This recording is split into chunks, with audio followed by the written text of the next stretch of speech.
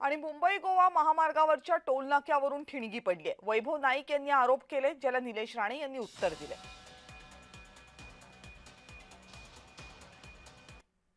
सिंधुदुर्ग जिल्ह्यातल्या लोकांनी आम्ही विरोध केला होता। आता जर पुन्हा टोल आकारण्याचं टेंडर आता पुन्हा आलंय की 3 महिन्यासाठी टेंडर आहे, त्यानंतर परमनंट टेंडर होणार आहे।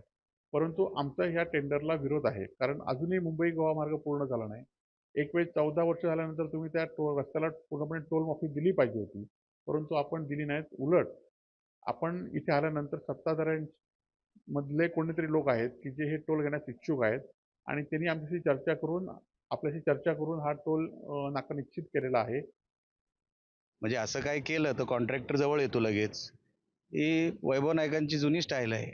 कॉन्ट्रॅक्टरला जवळ बोलवायचं, पहिलं आंदोलनाची धमकी द्यायची, 2 पत्रकार परिषद घ्यायच्या, म्हणजे कुठे कॉन्ट्रॅक्टर गडबडला की लगेच वैभव नाईक त्यांना फोन करतात किंवा त्यांची लोकं, आणि मग पैसे काढल्यानंतर तुम्ही आश्चर्य वाटून देऊ नका, टोल पाहिजे हे वैभव नाईकच सांगतील उद्या कॉन्ट्रॅक्टरला भेटल्यानंतर।